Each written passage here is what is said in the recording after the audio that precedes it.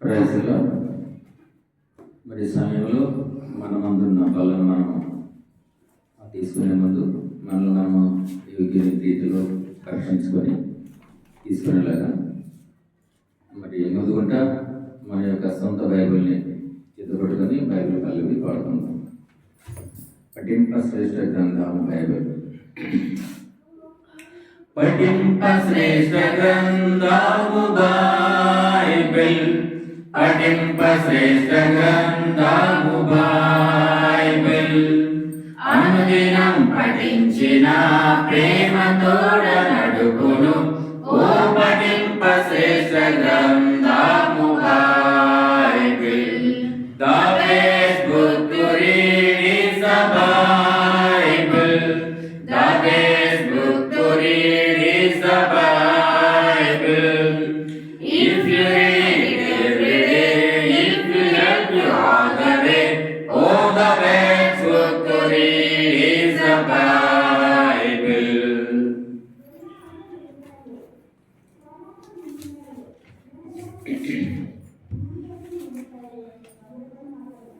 మరి ఈ సమయంలో మనం తీసుకుపోయే అంశం, యవనుడా నీ యవన సమయమందు సంతోషపడము అన్న అంశం మీద మరి ప్రసంగి 11వ అధ్యాయం చూద్దాం. ప్రసంగి 11వ అధ్యాయం.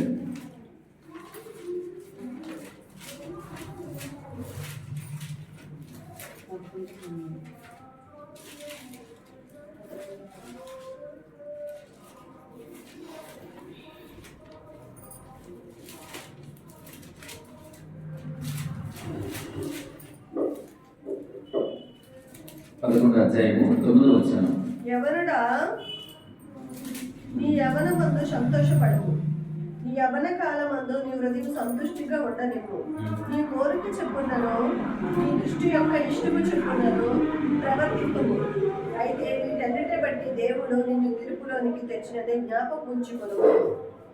యవనుడా నీ యవ్వన కాలమందు సంతోషపడము, నీ యవ్వన కాలమందు నీ హృదయము సంతుష్టిగా ఉండనేమో. నీ కోరిక చొప్పునను నీ దృష్టి యొక్క ఇష్టము చొప్పునను ప్రవర్తింపము. అయితే వీటన్నిటిని బట్టి దేవుడు నిన్ను తీర్పులోనికి తెచ్చునని జ్ఞాపకం ఉంచుకున్నాము. అంటే దేవుడు చెప్తున్న మాటలు అంటే, నా యొక్క సృష్టిలో ప్రతిదీ మంచిది, అదేవిధంగా అన్నిటి అందు నీకు స్వాతంత్రం కలదు, కానీ కాకపోతే మంచి చెడులు గ్రహించేవాడిగా మరి నన్ను జ్ఞాపకం చేసుకోమని ఇక్కడ దేవుడు చెప్తున్న మాటలు అన్నమాట. చూడండి, 1 కొరింథీయులు 10వ అధ్యాయం చూడండి. 1 కొరింథీయులు 10వ అధ్యాయం. ఎందుకు ఈ మాట అన్నారు?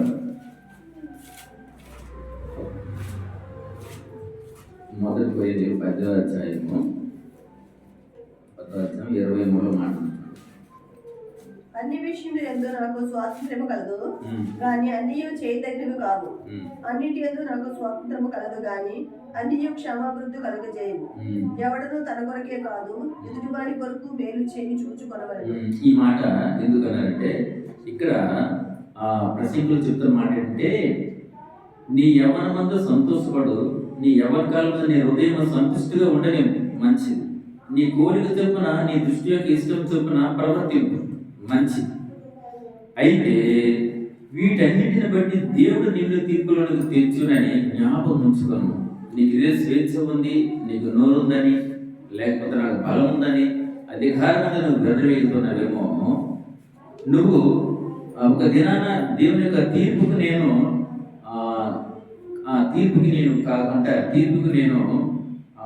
అంగీకారమైన వాడు కాకుండా తీర్పు నుండి తప్పించుకునే విధంగా నువ్వు ఆలోచన చేయని దేవుడు చెప్తాడు. అందుకే దాని మొదలుగానే ఈ మొదటి కొరింథీయులు 10:24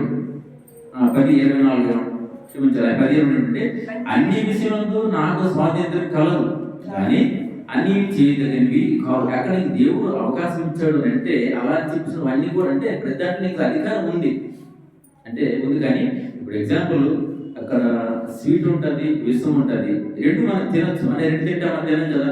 ఏది మనకి లాభదాయకమో, ఏది మనకి మంచిదో అది దాన్ని మనం తీసుకుంటాం. అలాగా అన్ని మన సొంతం ఉండేపడుకున్నాం, అన్ని చేయదగినవి కావు. అయితే అన్నిటి ఎందుకు కూడా నాకు స్వార్థాన్ని కలదు, కానీ అన్ని క్షేమాభివృద్ధి కలదు. అన్నింటిలో కానీ అన్నీ కూడా మనకి క్షేమాన్ని మళ్ళీ ఇప్పుడు చెప్పాను కదా. ఇప్పుడు మంచిది ఉంది, తీపి ఉంది, విషం ఉంది. కానీ విషం తినడం వల్ల ఏమవుతుందంటే మనకి నష్టం వస్తుంది, అలాగే తీపి తినడం వల్ల మనకి సంతోషం. అలాగే మనము అన్ని మన ఎదురున్నాయి, అన్ని కూడా మనం చేయదగినవి కాదు, అవన్నీ కూడా మనం అనుభవించడానికి వీలు కాదని ఇక్కడ చెప్తున్నాం మాట్లాడమాట. ఇంకా కింద చూడండి, ఎవడను తన కొరకే కాదు ఎదుటివాని కొరకు మేలు చేయి చూసుకున్నాను. అంతేగాని అంటే మన కొరకే కాదు, కానీ ఇతరుల కొరకు కూడా మనము ఉపయోగపడే పాత్రలుగా ఉండాలని దేవుడు చాలిస్తున్నాడు. మరి ఈ యొక్క వాక్యాన్ని బట్టి అంటే దీన్ని బట్టి యవ్వనుడా నీ యవ్వన ముందు సంతోషపడము, నీ యవ్వన కాలం ముందు నీ హృదయమును సంతుష్టిగా ఉండనివ్వు, నీ కోరిక చొప్పున నీ దృష్టి యొక్క ఇష్టము చొప్పున ప్రవర్తింపు. అయితే వీటన్నిటిని బట్టి దేవుడు నేను తీర్పులకు తీర్చిన జ్ఞాపకం ఉంచుకొనము. ఈ విషయం కొరకు ఆ దేవుడు సహాయం లేకుండా చిన్న ప్రార్థన. ప్రేమ నమ్మకం గల ప్రియ పర్లకు తండ్రి, మీ ఘనమైన శ్రేష్టమైన నామం బట్టి స్తుతించి ఆరాధించి ప్రార్థిస్తున్నాను ప్రభా. మరి తండ్రి, మీరు మీ సృష్టిలో ప్రతిదీ కూడా మంచిదని మీరు సెలవుస్తూ వచ్చారు ప్రభా. మరి ఆ ప్రకారమే ప్రతి దాంట్లో ప్రభా మాకు స్వాతంత్రం కలదు. మరి అన్ని కూడా మాకు మా కోసం మీరు అర్పిస్తూ వచ్చారు ప్రభా. అయితే నేను అన్ని చేయదగిన కాదని మరియు అన్ని కూడా క్షేమాభివృద్ధిని కలుగు చేయని తెలియజేస్తూ వచ్చారు కనుక ప్రభా, మరి ఏది ఉత్తమమైనది, ఏది కానిది ప్రభా, ఏది మేము చేయదగినది, ఏది చేయకూడదు ప్రభా, మీరు మాతో మాట్లాడి ప్రభా, మరి బలం తీసుకునే ముందు తండ్రి మమ్మల్ని సరి చేసుకుంటూ ఏదైతే ప్రభా మీకు విరోధముగాను తండ్రి మీకు ఇష్టమైన కార్యాలు చేస్తున్నామో దాన్ని మేము విడిచిపెట్టి సరి చేసుకునే వారిగా మమ్మల్ని దీవించి ఆదరించమని ప్రార్థిస్తున్నాం. ముఖ్యంగా నిలబడి మీతో ఆశం జ్ఞాపకం చేసుకున్న ప్రభా, మరి ఏది మాకు అవసరమో తండ్రి ఆ వాక్యాన్ని బట్టి మనం బలపరిచి ఆదరించమని మా ప్రభు రక్షకుడు మా కొరకు రానే ఉన్న యేసుక్రీస్తు నామములో వేడుకుంటూ ప్రార్థిస్తున్నాను మా తండ్రి, ఆమేన్. అదే అంటే అన్నీ అనుభవించమని దేవుడు చెప్పాడు, మంచిది అన్నాడు. కానీ అందులో ఏది మనం చేయాలో చేయకూడదు అనేది ఇక్కడ 1 కొరింథీయులోను మనకు రాస్తూ వస్తున్నాడు. కనుక ఈ సమయంలో 3 విషయాలు మనం చూసుకొని మనము వాక్యంలోకి వెళ్తాం. అయితే ఎక్కువ ఇప్పుడు నీవు తీసుకున్నది ఏంటంటే యవ్వనుడు అంటే వయసులో ఉన్నవారి కోసం, అంటే యవ్వన బలంలో ఉన్నవారి కోసము కొన్ని విషయాలు మాట్లాడాలని మనసు ఆడపడుతుంది. మరి ఆ క్రమంలోనే ఒక 3 విషయాలు మనం చూసుకొని మనం బలగలుగుతాము. మొదటి అంటే చూడండి, అన్ని విషయంలో నాకు స్వాతంత్రం కలదు కానీ అన్ని చేయదగినవి కావు, అన్నిటి నాకు స్వాతంత్రం కలదు కానీ అన్ని క్షేమాభివృద్ధిని కలుగ చేయవు.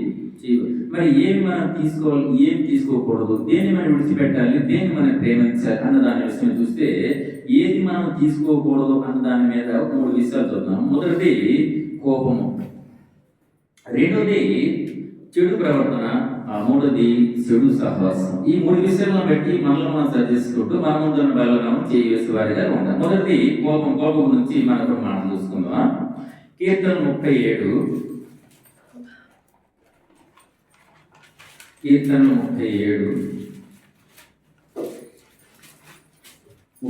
8వ వచనం.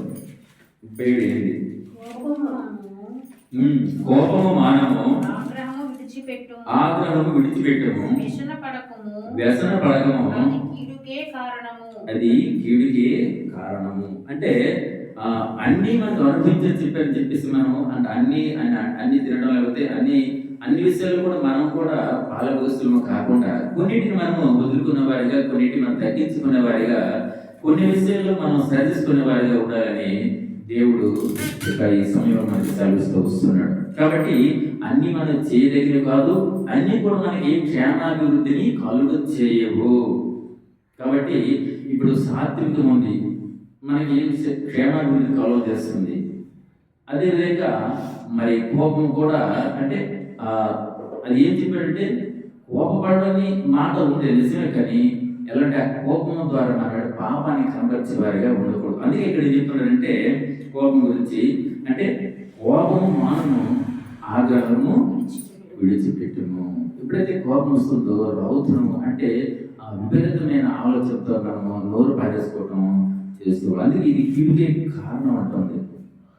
చూడండి, ఆ, మనల్ని అంటే మన బిడ్డల్ని మనము శిక్షిస్తామేమో, తిడతామేమో, కొడతామేమో, కానీ దేవాది దేవుడు మనం ఎంత పాపం చేసినా, మనం ఎంత మోసం చేస్తున్నా, ఆయన విరుద్ధంగా జీవిస్తున్నప్పటికీ దేవుడు మన పక్షాన మాట్లాడుతూ వస్తున్నాడు. నా కుమారుడా అంటున్నాడు. మరి అటువంటి ఆ స్వభావం ఎవరికి సాధ్యమంటే దేవుడికి మాత్రమే సాధ్యం. ఎందుకంటే ఆయన నమ్మదగినది వాడు, మనమైతే నమ్మదగనే వాడు. మనం ఆవేశంలో ఆ కోపం కారణంగా పిల్లల్ని శపిస్తుంటాము. మరి ఆ పిల్లల గురించి మాట్లాడు, కానీ ఒకటి మనము చేస్తున్న తప్పని మనకు అనిపించినప్పుడు, మన యొక్క ఆత్మ మనల్ని గర్దిస్తున్నప్పుడు, నిజంగా పశ్చాత్తాపం కలిగినప్పుడు వెంటనే మనం క్షమాపణ కోరడం మంచిది. ఒకవేళ నీకు క్షమాపణ కోరడానికి మనకు వీలు కానప్పుడు, అంటే నీ మనసులో నువ్వు పశ్చాత్తాపడుతున్నావు కాబట్టి అది చాలు. దేవుడు నేను నీ పట్ల కనికరించి క్షమిస్తాడు. ఎందుకు ఇదంతా చెప్తానంటే, కోపం అంటే కోపం అది మంచిది కాదని బైబిల్ చెప్తున్నప్పుడు మరి మన పుట్టిక అంటే దేవుడు మనల్ని పవిత్రులుగానే పుట్టించాడు. అయితే ఏదేని వలనలో సాతాను యొక్క కుట్ర వల్ల మనమందరం కూడా అంటే దేవునితో సహవాసం విడిచిపెట్టి, మరి దేవునితో ఉండవలసిన భాగ్యాన్ని కూడా మనం విడిచిపెట్టి ఏంటంటే పాపంలో పడిపోయే వారిగా ఉంటున్నాం.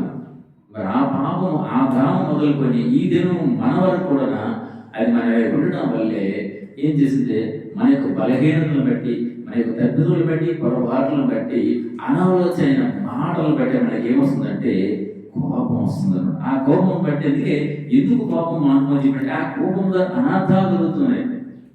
చూడండి, నేను వార్త చూశాను. ఎవరు ఇద్దరు అబ్బాయిలు స్నేహితులు కూలి పని చేసుకునేవారు. అయితే ఇద్దరు చాలా ఐకమత్యంగా ఉన్నారేమో. మరి ఒకరికి అనుమానం వచ్చింది, నా భార్యతో ఆయన అక్రమ సంబంధం పెట్టుకుంటున్నాడేమో అనుమానించాడో చూశాడో తెలియదు, కానీ ఎలాగైనా ఆయన చంపాలనుకున్నాడు. తనని పిలిచాడు, పిలిచి ఒక చోటుకి వెళ్ళి మందు వేసుకుని తాగారు. ఆ మత్తులో ఉన్నప్పుడు వీడేం చేశాడంటే నా భార్యతో వాడు అక్రమ సంబంధం పెట్టుకుంటున్నాడు అనే ఉద్దేశం ఏం చేశాడంటే అక్కడ స్పాట్లో చంపేస్తాడు. ఈ మధ్య ఒక 4-5 రోజులు వాడవుతుంది. ఎందుకు వీళ్ళంటే జరుగుతుంది అంటే కోపం అన్నమాట. అంటే ఒకరి మీద మనకి అనుమానం, ఒకరి మీద మనకి ఏదైనా ఈర్ష్యాభావం కలిగినప్పుడు, అసూయ కలిగినప్పుడు సాధారణంగా మనకి కోపం వస్తుంది. అంతేకాదు కానీ మరి పిల్లల విషయంలో తల్లిదండ్రులకి రావడం కోపం, తల్లిదండ్రుల కోపడానికి పిల్లల కారణం కూడా మనం చెప్పచ్చు.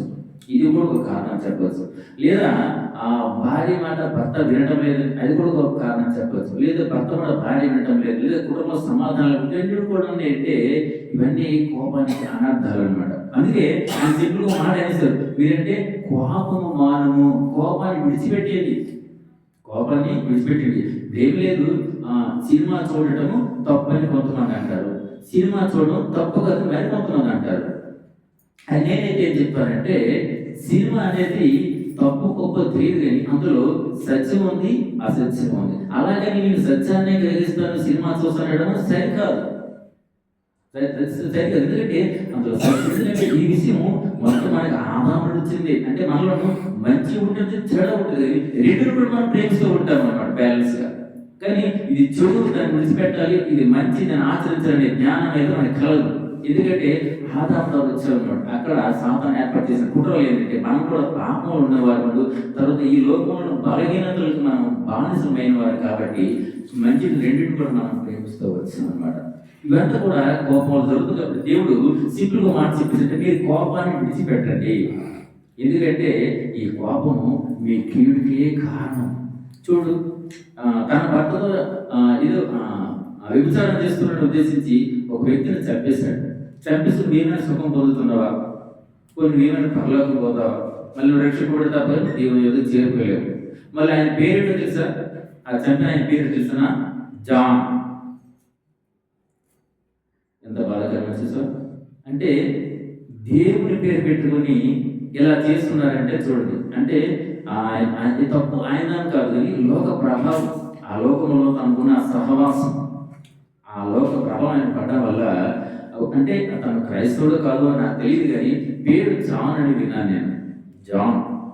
ఇప్పుడు ఏమైనా సుఖం అనిపిస్తున్నావా, కొన్ని నీ వల్ల నీ ఇలా చెప్పడం వల్ల నీ భార్యకి ఏమైనా సంతోషం ఉందా, అవతల ఒక వ్యక్తిని చంపావు, మరి ఆ భార్య బిడ్డలు మరింత బాధపడుతున్నారు, మరి ఎలా జీవిస్తారు, అది మనం ఆలోచించేవారు. కారణం ఏంటంటే కోపం. ఆ కోపంలో ఆ తనపై ఆ అనుమానంతో ఏం చేశారంటే ఆ వ్యక్తిని చంపేశాడు. మరి చంపే 2-3 లోపల తెలియదు, కానీ నిన్నటికైతే మాత్రం ఆ వ్యక్తి చంపినట్టుగా తానే ఒప్పుకున్నట్టుగా వార్తలు జరిగినాం. అందుకే దేవుడు ఏమంటే మీరు కోపాన్ని విడిచిపెట్టండి, లేదంటే మీరు కీడికి ఆ కోపం మీరు కీడికి కారణం అయిపోతారు. అదేంటి కీడికి కారణం అవుతుంది. కాబట్టి కోపాన్ని విడిచిపెట్టమని చెప్తూ వస్తున్నాడు అన్నమాట. అదే అదే ఎందుకు ఎందుకు అనగానంటే చూడండి ఒకసారి కొలస్సు రాసిన పత్రిక, కీడికి కారణం కొలస్సు రాసిన పత్రికలో మాట ఉంటారు చూడండి.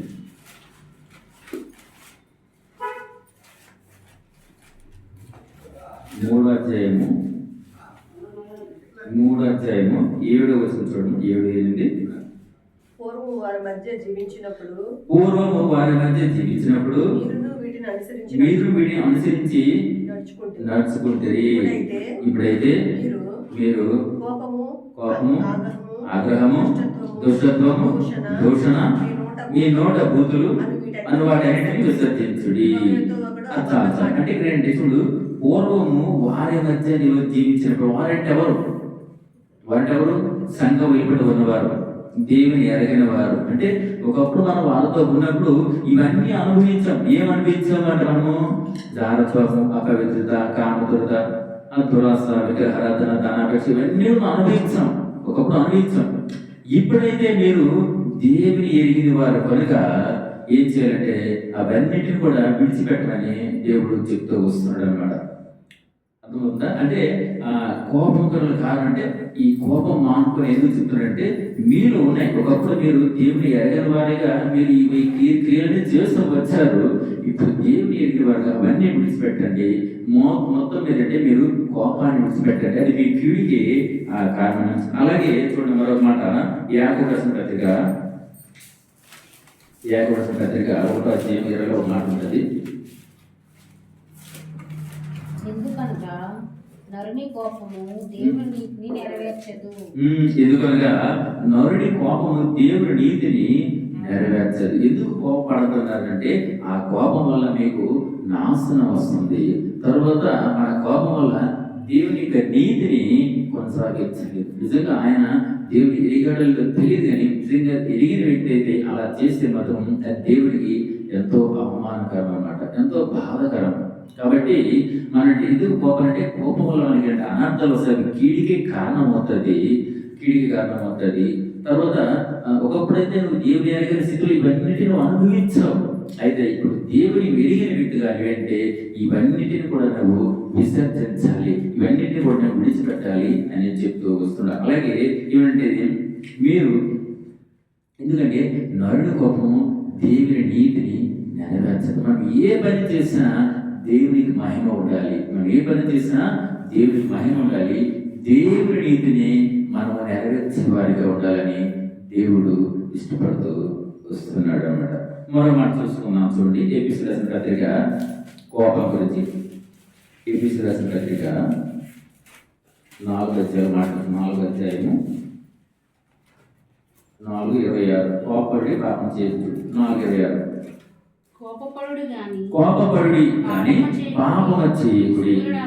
సూర్యుడు అస్తమించే వరకు ఈ కోపము నిలిచి ఉండకూడదు. చాలు. అంటే అలా ఏమంటే ఏమిటంటే మనం అపవాదికి చోటించే వారిగా ఉంటాం. అంటే ఇక్కడ అక్కడ ఏమంటే కీర్తనలో మీరు మీ కోపాన్ని విడిచిపెట్టండి, అది కీడుకే కారణం చెప్తున్నారు. ఇక్కడ ఏమంటారంటే సరే కోపం పడండి, కానీ అది అంటే కోపంగా పాపం చేయొద్దు అంటారు. చూడు, క్రైస్తవులు ఏదైనా భరించాలి, మరి వారి కోసం ప్రార్థన చేయాలి.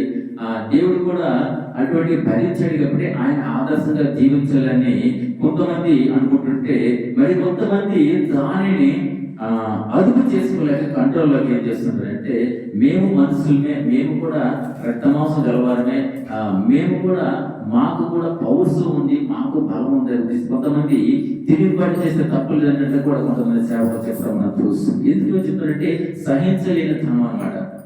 ఇది సహించలేతాను.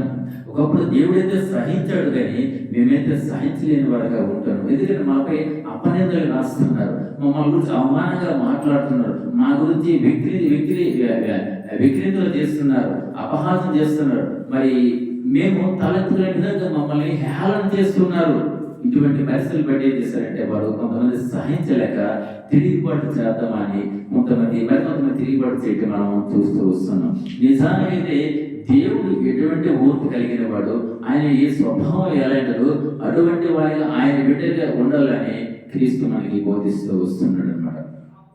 కనుక ఇక అందుకే కోపం విడిచిపెట్టమని చెప్తున్నాడు. అయితే మొదటి అంటే కోపం విడిచిపెట్టమని చెప్పాడు. ఇది ఒకప్పుడు మీరు ఎరగిన స్థితిలో మీరు కోపడ్డారేమో అది విడిచిపెట్టి చెప్పారు. తర్వాత ఏమన్నారంటే ఒకవేళ కోపం అంటే మీరు గద్దించడం తప్పలేదు, కానీ చూడండి బుద్ధి చెప్పమని గద్దించమని బైబిల్ చెప్తుంది.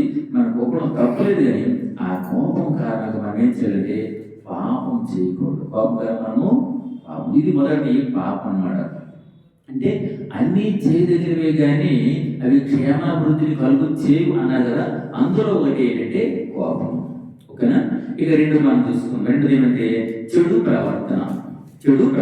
మొదటి వ్యవహారం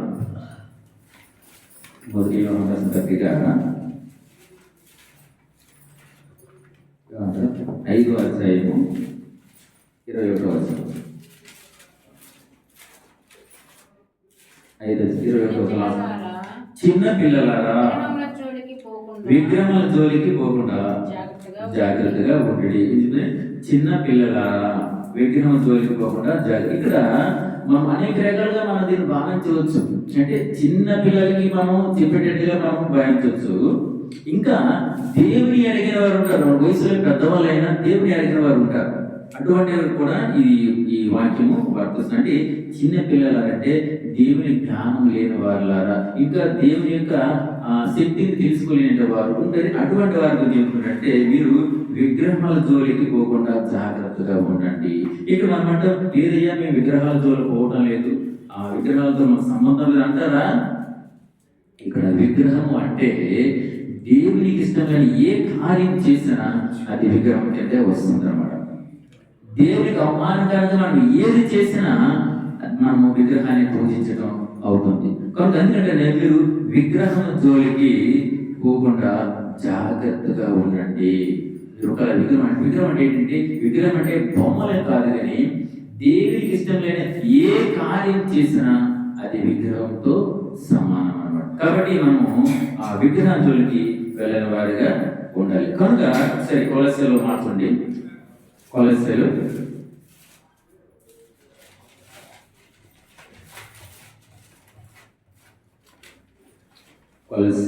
3వ అధ్యాయము 20వ వచనం. కనుక పిల్లలారా అన్ని విషయములలో మీ తల్లిదండ్రులు మాట వినండి. ఇక్కడ పిల్లల గురించి ప్రత్యేకంగా చెప్తున్న మాట ఏంటంటే పిల్లలారా అన్ని విషయంలో మీరు తల్లిదండ్రుల మాట వినుడి. ఎందుకు ఈ మాట అంటే మీకు మొదట కోపం వస్తుందేమో, అది తగదు, దాన్ని విడిచిపెట్టండి. తర్వాత ఏంటంటే మీరు తల్లిదండ్రుల మాట విన్నారంటే వారికంటే బుద్ధిమంతులు మరొకరు లేరు. కొంతమంది చెప్పుకుంటుంటారు మా పిల్లలు చాలా ధనవంతులండి, చాలా జ్ఞానం కలిగిన వారండి, మరి ఉన్నత స్థితిలో ఉన్నారు, మంచి పేరు ప్రఖ్యాతులు సంపాదించారని చెప్తున్నారు. ఎన్ని సంపాదించి నువ్వు తల్లిదండ్రుల మాట వినకపోతే, నువ్వు తల్లిదండ్రులను ప్రేమించకపోతే, వారిని నువ్వు అవహేళన చేస్తే అవన్నీ కూడా జీరోతో సమానం. నువ్వు తల్లిదండ్రుల మాట వినవాడు ఎంత కోటీశ్వరుడు అయినా ఎంత గొప్పవాడు అయినా నీకు ఎంత పేరు ప్రఖ్యాతులు ఉన్నా తల్లిదండ్రుల మాట విన్నవాడు వాడు భ్రష్టుడని వాక్యం కూడా ఒక సందర్భం చెప్తుంది. కాబట్టి ఏమిటంటే పిల్లలారా అన్ని విషయంలో మీ తల్లిదండ్రుల మాట మీరు వినండి. కానీ ఈరోజు పిల్లలు అలా వినరు. పిల్లలు చెప్పేది తల్లిదండ్రులు వినాలి. ఎందుకంటే లేఖలకు పుట్టిన సంతానం ఒకరు లేదా ఇద్దరు పుడతారు. అందులో వారు ఏదైనా అఘాయిత్యం చేసుకుంటే, లేదా వారు ఏమైనా ఇంకో రకంగా మనస్తాపానికి గురైతే ఆ పిల్లల్ని కూడా చూసే మాకు అవకాశం ఉండదేమో అని చెప్పేసి ఆ పిల్లలు ఏది చెప్తారు. ఇప్పుడు చూడు, చాలా చాలా సందర్భాలు మనం చూస్తుంటాం. ఒక్కొక్కరు పుట్టిన సంతానం వారు ఎంత నాశనానికి దారితీస్తున్నారు, చాలా భయంకరమైన పరిస్థితుల్లో ఉంటున్నాడు. కారణం ఏంటంటే మొద్దు అంటే ఒకవేళ పుడితే ఏమైపోతాడో, తిడితే ఇంకెక్కడికైనా వెళ్ళిపోతాడు. ఇప్పుడు చాలా మంది చూస్తుంది, చిన్నప్పుడు తిట్టారని పిల్లలు తప్పిపోవడం, కొట్టారని ఇంటి నుంచి వెళ్ళిపోవడము, అలాగా విచ్చలవిడితనం అంటే తల్లిదండ్రుల భయం లేకపోవడము, దేవుడు అంటే భక్తి లేకపోవడము, తల్లిదండ్రుల నిర్లక్ష్యము, అలాగే సమాజంలో కూడా పెద్దల పట్ల కానీ లేదా సమాజం పట్ల కానీ గౌరవం లేకపోవడం, ఈ రీతిగా వారు ఏంటంటే చెడిపోయిన వారు, అసహ్య కార్యాలు చేస్తూ దేవునికి ఇష్టం లేని వారిగా ఉంటూ తన శాపాన్ని వారే తెచ్చుకున్న వారిగా ఉంటున్నారు. కాబట్టి అందుకే చిన్నపిల్లలకి మనం చెప్పాలంటే చిన్నప్పటి నుండి బాల్యం నుండి వారికి విద్యాబుద్ధులతో పాటు దేవుని యందు భక్తి కలిగించే వారిగా ఆ యొక్క తల్లిదండ్రుల పిల్లల్ని వారిని చూసుకోవాలని చెప్తూ వస్తున్నారు. కాబట్టి ఇక్కడ పిల్లలు, చిన్న పిల్లల మీరు తల్లిదండ్రుల మాట వినండి, తల్లిదండ్రులను ప్రేమించండి. ఒకవేళ తల్లిదండ్రులు ఏదైనా పొరపాటు చేస్తే మీరు కూడా వారితో ప్రేమగా ఉంటూ హెచ్చరిస్తూ సరి చేయడానికి ప్రయత్నం చేయండి. అంతే తప్పగానే తల్లిదండ్రులను ధిక్కరించొద్దు. వారు బాధపడేటట్టుగా, వారు అవమానపడేట్టుగా మీరు మాత్రం వారి పట్ల మీరు నిర్లక్ష్యం చేయకూడదు. ఇంకా అలా చూస్తే EPC రాసిన పత్రికలో 6:1 మాట్లాడారు చూడండి. EPCలో 6:1 పిల్లలారా ప్రభువునందు మీ తల్లిదండ్రులకు విధేయులైనడి, ఇది ధర్మమే. అంటే ఇక్కడ ఏమంటున్నాడు కొలెస్ట్రాల్ అంటే పిల్లల మీరు మీ తల్లిదండ్రుల మాట వినండి అంటున్నారు. ఇక్కడ ఎపిసోడ్ చూసిన పిల్లలారా ప్రభువునందు మీ తల్లిదండ్రులు విధేయులైనడి. మీరేంటి ఎప్పుడు వస్తుందంటే ఎప్పుడైతే మీరు దేవుని ప్రేమిస్తారో, ఎప్పుడైతే దేవుని వాక్యాన్ని వింటారు, ఎప్పుడు దేవుని వాక్యానుసారం నడుచుకుంటారో అప్పుడే మీరు ఎలా ఉంటారంటే దేవునికి ఇష్టమైన ధర్మకాలం చేసేవారుగా, ఇది ధర్మం యథార్థంగా ఉంటుంది. అందుకంటే ప్రభువునందు మీ తల్లిదండ్రులు విధేయులు. నిజంగా మీరు దేవుని ఎరిగిన వారైతే మీ తల్లిదండ్రులు మీరు కష్టపెట్టకుండా, వారిని అవమానపరచకుండా వారికి విధేయులు ఇవ్వడమని ఇక్కడ దేవుడు చదివిస్తూ వస్తున్నాడు. మరి చాలా మంది పిల్లలు ఏం చేస్తున్నారంటే, నేను రాత్రి విన్నాను, ఒక దేవుని అడిగే ఒక అమ్మాయి మరి ఒక పాస్టర్ కొడుకుతో మరి ప్రేమ కలాపాలు చేస్తున్నట్టుగా నేను రాత్రి విన్నాను. చూడు, అంటే అది అక్కడే కాదు కానీ ప్రతి ఇంట్లో కూడా జరుగుతున్న విషయం. అది ఎంత అవమానం ఆ తల్లిదండ్రులకి, అది దేవునికి ఎంత అవమానం ఒకసారి ఆలోచించండి. చిన్నప్పటి నుంచి మిమ్మల్ని ఏ విధంగా పెంచుకొచ్చారు, వారు జీవిత విధానం ఏంటో, దేవుని పట్ల వారు ఎలా ఉంటున్నారో మీరు ఎరిగిన వారైతే, నిజంగా మీరు తల్లిదండ్రులు దేవునితో పాటు తల్లిదండ్రులను ప్రేమించిన వారైతే తల్లిదండ్రులు అవమానపరచక దేవుని కూడా హేళన చేసే వారిగా కాకుండా మీరు తల్లిదండ్రుల మాట వినేవారుగా, తల్లిదండ్రులను ప్రేమించేవారుగా, తద్వారా దేవుని మీరు గణపరిచేవారిగా ఉండాలని ప్రభు మిమ్మల్ని వేడుకుంటూ వస్తున్నాడు. కాబట్టి మీ తల్లిదండ్రుల మాట వినమంటున్నారు. ఇంకేమన్నారంటే, మీరు ప్రభువునందు దేవుని ఎరిగిన వారిగా మీరు క్రైస్తవులు ఎలా ఉంటే తల్లిదండ్రులకు విధేయులుగా ఉండండి, ఇది ధర్మమే. ఇలా ఉండడం తప్పేం కాదు. తల్లిదండ్రులుగా మేము దేవుని ఎరిగిన వారిగా మా పిల్లలకు కూడా దేవుని ఎరిగే రీతిలో మమ్మల్ని ప్రేమిస్తే అది ఎంత ఆనందం, అది ఎంత సంతోషం. అప్పుడు పాపం ఎందుకు వస్తుంది, ఆ కోపంలో ఆ పాపం ఎందుకు చేయాలనిపిస్తుంది అంటే కోపానికి కారణాలు అంటే పిల్లలు ఆ పడడం, ఆ కోపం ఏదైనా అగాయిత్యం చేసుకుంటారని భయపడటం, ఆ విధంగా నిర్లక్ష్యం పెట్టడం వల్ల వారు చెడిపోవడం, లేకపోతే వారి యొక్క ప్రవర్తన తల్లిదండ్రులని హింసించడం, వారిని హేళన చేయటం, ఇలా చేస్తూ తల్లిదండ్రులు కూడా హింసించేవారుగా చాలా మందిని చూస్తున్నాం అన్నమాట. చాలా మందిని చూస్తున్నాం. కాబట్టి అడగం కాకుండా మనము దేవుని యొక్క భయం బట్టి మనం తల్లిదండ్రులు ఉంటే విధేయులుగా ఉండాలి. కనుక తిరిగి మళ్ళీ మనము ఒకప్పుడు ఏ పరిస్థితుల్లో ఉండేవారు, తల్లిదండ్రులు కలిసి ఆరాధించావా, తల్లిదండ్రులు కలిసి మందిరానికి వెళ్ళించావా, లేదా దేవుని కార్యక్రమం పాల్గొన్నావా, ఇప్పుడు ఎందుకు దూరంగా ఉంటావు, తిరిగి నువ్వు రమ్మని దేవుడు కూడా మళ్ళీ నేను ఆహ్వానిస్తూ వస్తూ చూడ ఆ మాట చూస్తున్నా. 23వ అధ్యాయము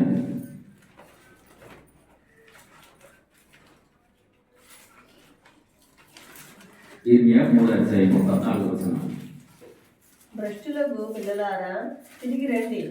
భ్రష్టులకు పిల్లలారా తిరిగి రండి, నేను మీ యజమానుడును, ఇది యెహోవా వాక్కు. నేను ఒక పట్టణంలో నుండి ఒకరిగాను ఒకనొక కుటుంబంలో నుండి ఇద్దరిగాను మిమ్మల్ని తీసుకుని సీఎంకి రప్పించేదాన్ని. దేవుడు మనమైతే మన బిడ్డల పట్ల నిర్లక్ష్యం చేస్తాము, కోపాన్ని మనం ఆపుకోలేము. కానీ దేవుడైతే మనకు ఏమంటాడు తెలుసా? దేవుడు మళ్ళీ చెడిపోయిన పిల్లల మీరు మళ్ళీ తిరిగి రండి అని ఆయన ఆహ్వానిస్తూ వస్తున్నాడు. ఎందుకంటే నేను మీ యజమానుడిని. అంతేకాదు, ఇది యెహోవా, ఇది దేవుడు చెప్తున్న మాటలు అన్నమాట. అంటే ఒకప్పుడు నీ తల్లిదండ్రులు కలిసి నువ్వు ఆరాధన చేసావా మందిరికి వెళ్ళి, ఒకప్పుడు నీ తల్లిదండ్రులకి సహకారంగా ఉన్నావా, ఒకప్పుడు దేవుని నామాన్ని నువ్వు గౌరవించేవాడిగా ఉన్నావా, ఇవన్నీ నువ్వు ఒకసారి జ్ఞాపకం చేసుకుని తిరిగి నువ్వు నా యొక్క రండి అనే దేవుడు ఆ పిల్లల్ని ఆహ్వానిస్తూ వస్తున్నాడు. కాబట్టి మొదట ఆ కోపాన్ని దాన్ని మనసులో దాచుకోకుండా ఆ కోపాన్ని విడిచిపెట్టేసి, రెండోది అంటే మన యొక్క ప్రవర్తనలో మనం పరిసరం చేస్తూ జాగ్రత్త పడేవారు కూడా, తల్లిదండ్రులు మాట వినేవారుగా, తద్వారా దేవుని మనం మహాపరిచేదిగా మన యొక్క జీవితాన్ని మనము సాగించేవారిగా ఉండాలి.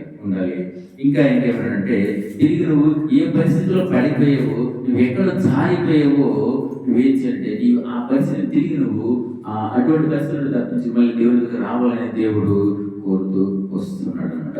ఇక మూడోది చూసుకున్నట్లయితే సహవాసం, చెడు సహవాసం.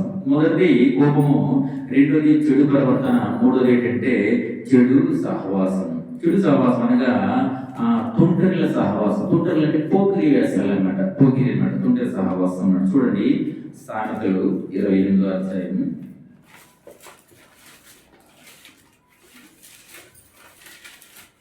సామెతలు 28:7 వచనం.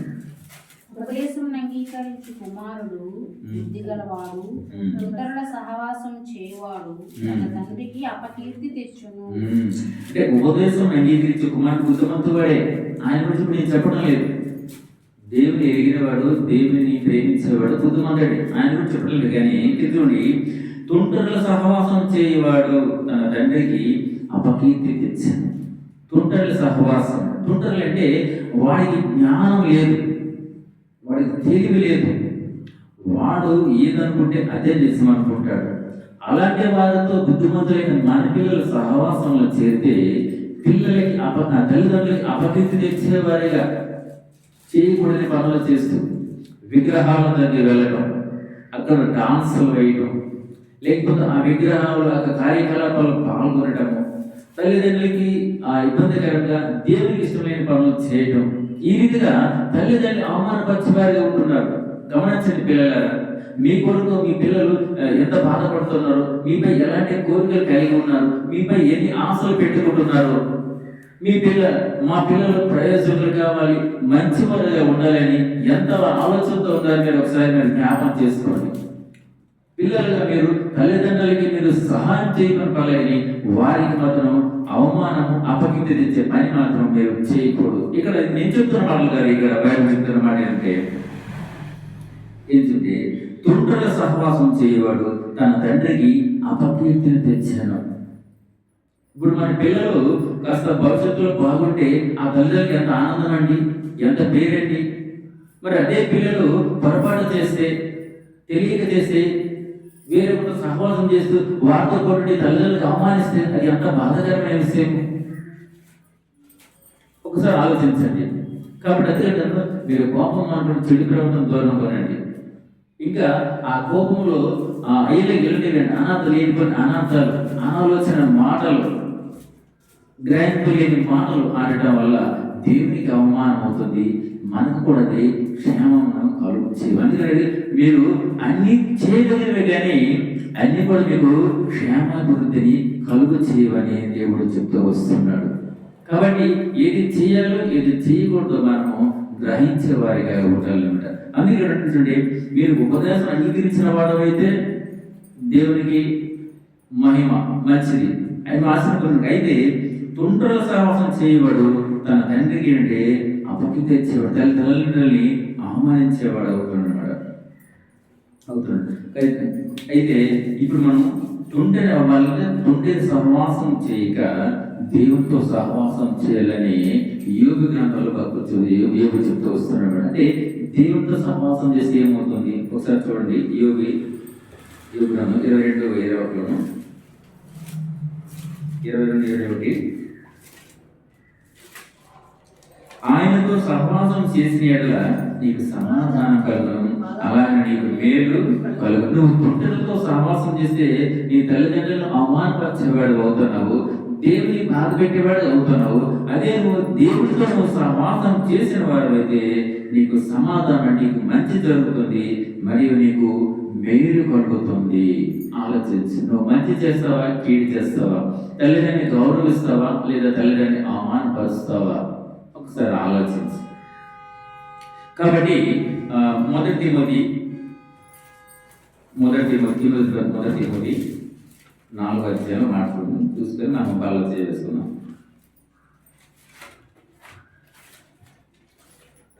మొదటి 4వ అధ్యాయము 12వ వచనం.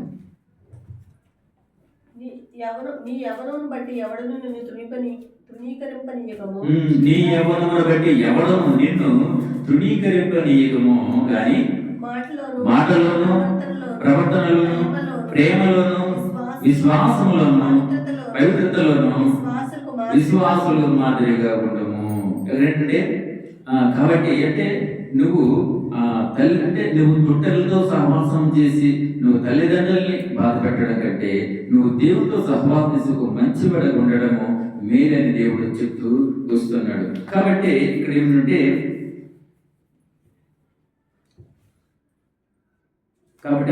ఎవరిని బట్టి ఎవరు నేను తునిగా అంటే ఎవరు కూడా నేను కించి వాళ్ళకి అవకాశం ఇవ్వకూడదు.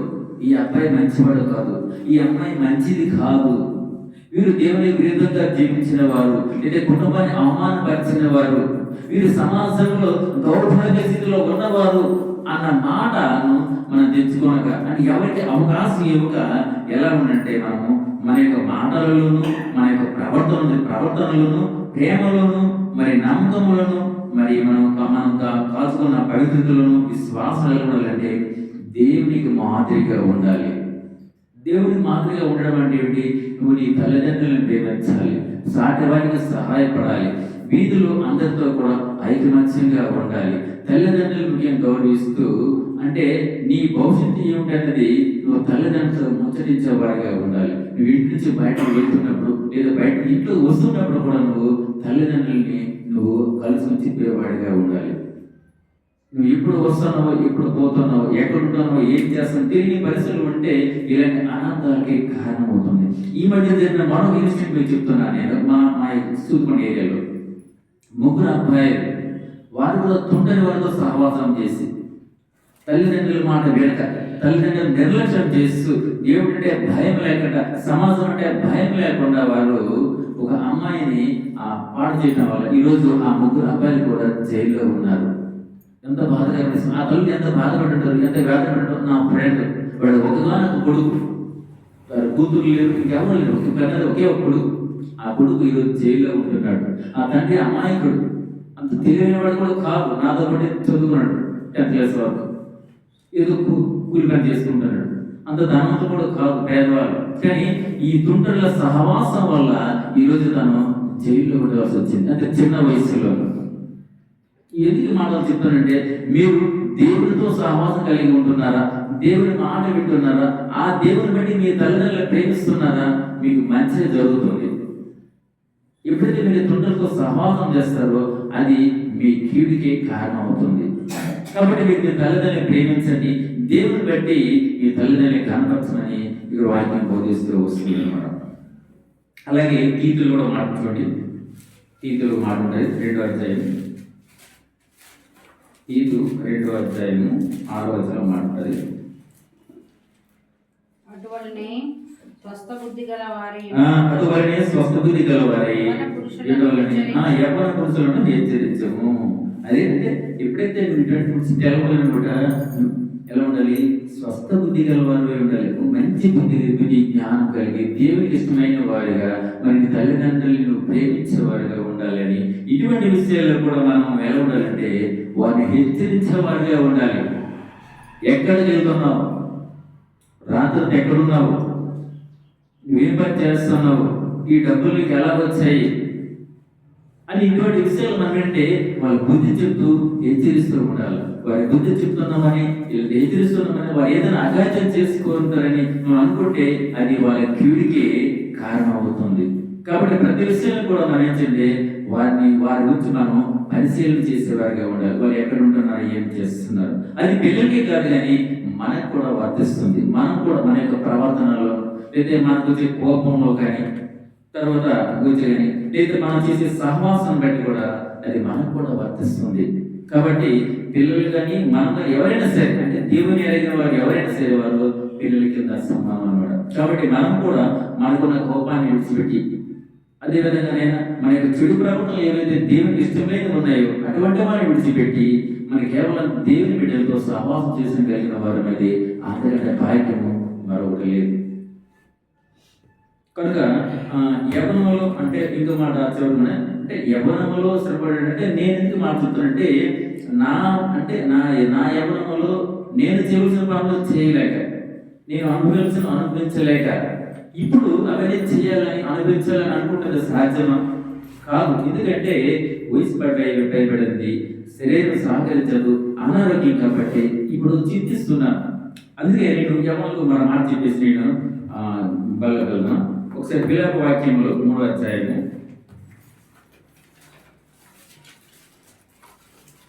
3వ అధ్యాయము 27వ వచనం.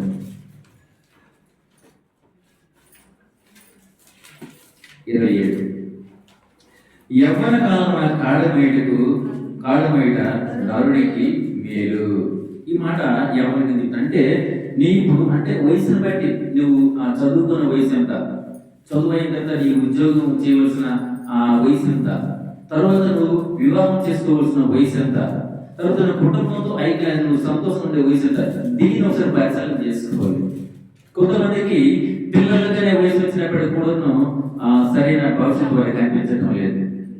కాబట్టి చదువుకున్న వయసులో చదువుకోవాలి, పని చేయవలసిన సమయంలో పని చేయాలి, ఇంకా కుటుంబంతో మీరు కలిసి సర్దుకునే సమయంలో అలా ఉండాలి. ఎందుకంటే యవ్వన కాలంలో నడుక అంటే కాడి ఏంటంటే శ్రమ నువ్వు కష్టపడ్డ ఫలితం వస్తుంది. ఎగ్జాంపుల్ చెప్తున్నాను, నాకు ఒక 4 రోజుల తర్వాత ఒక మంచి ఉద్యోగం వస్తుంది, 4 రోజుల తర్వాత నాకు మంచి అవకాశం వస్తుంది. నేను అంతవరకు నేను వెయిట్ చేస్తానని చెప్పేసి నువ్వు ఖాళీగా ఉండే కంటే ఆ 4 రోజుల లోపలే నువ్వు కష్టపడు, రోజుకు 400, 500, 600 సంపాదించు. అది తప్పు కాదు. నువ్వు 4 రోజులకు నువ్వు ఏదైతే ఆశిస్తున్నావో అది కూడా నీకు అనుకుంటుంది, అది వచ్చేటప్పుడు ఇది కట్ చేసుకోవచ్చు. కానీ 4 రోజులకు నేనేదో గొప్పవాడు అవుతానని చెప్పేసి 4 రోజులకు నేను సాధించని చెప్పేసి ఈ 4 రోజులు కూడా నువ్వు వృధాగా నువ్వు చేసుకో. ఎందుకంటే రోజులు మనం ఒక క్షణం దాటి దాన్ని తీసుకుని రాలేము. కాబట్టి ఎందుకు మాట్లాడుతుంటే యవ్వనస్తుడు అంటే యవ్వన కాలం నరుడు కాయడం ఎంతో మేలు అన్నమాట. కాబట్టి మనం చేయవలసిన సమయంలో పని చేయాలి. అంటే మనకి ఈరోజు బలం ఉంది కాబట్టి ఆ బలాన్ని ఉపయోగించి మనం కష్టపడి పని చేయడం తప్పలేదు. మనకి సమయం ఉంది కాబట్టి దాన్ని సద్వినియోగం చేసుకొని మనము ఆ దేవునికి మరియు సమాజానికి మరి ముఖ్యంగా తల్లిదండ్రులకు విధేయులు ఉండాలని దేవుని యొక్క గర్తిస్తూ వస్తుంది. ఇంకా కీర్తన 119లో మాట చూస్తే మనం ఆలోచిస్తున్నాం. కీర్తన 119 వచనం. నేను భూమి మీద పరదేశినే ఉన్నాను. 9 యవ్వనస్తులు దేని చేత తమ నడత శుద్ధిపరచుకుందురు, ఈ వాక్యమును బట్టి దాని జాగ్రత్తగా చూసుకున్న చేతనే కదా. ఏంటంటే అసలు యవ్వనస్తులు దేన్ని బట్టి దాని మనస్సు మార్చుకుంటారు, వాళ్ళు బాగుపడతారు అని ప్రశ్నిస్తారు. అంటే నీ వాక్యం బట్టి కదా. నిజంగా దేవుని ఎరిగిన వారి పిల్లల కోసం చెప్తాను. వారి నిజంగా వారి బైబిల్ చదివినట్లయితే, నిజంగా దీన్ని పరిశీలించినట్లయితే వారి భవిష్యత్తు బంగారం అవుతుంది. ఒక దినాన వారు కూడా దేవునితో పాటు సహవాసం చేసేగల వారుగా ఉంటారనే వాక్యం ఉద్దేశిస్తుంది. అందుకని ఎవరు దేని చేత తన నడతను శుద్ధిపరిచిన వారు యొక్క భవిష్యత్తును బాగు చేసుకుంటారు అని అంటే ఈ వాక్యం బట్టి దాన్ని జాగ్రత్తగా చూసుకున్న చేతనే. ఒక హోటల్లో ఫుడ్ ఎలాగుందంటే అది తింటే తప్ప కానీ దాని గురించి మనకు తెలియదు, దాని గురించి మనం సాక్ష్యం చెప్పలేము. తినకుండా చూడకుండా వెళ్ళకుండా అది బాగుంది అనడం లేదు బాగుంది అనడం సరికాదు, దాన్ని అనుభవించాలి. అలాగే మనం కూడా మన యొక్క జీవితాల్లో ఏమైనా వయసులు ఉన్నప్పుడే మనం కష్టపడే సమయంలో కష్టపడాలి. మరి మనం ఆ దేవుడికి విధంగా ఇష్టంగా ఉండాలో కూడా అది కూడా మనం పరిశీలన చేయాలంటే ఈ పరిశుద్ధమైన బైబిల్ ఆధారంగా మన యొక్క జీవితాన్ని మనము కొనసాగించే వారిగా ఉన్నాం. కాబట్టి మనల్ని మనం పరీక్షించుకొని మన ముందున పనులు మనం చేసి కూర్చుందాం. మొదటి కొరింథీయులకు రాసిన పత్రిక 11వ అధ్యాయం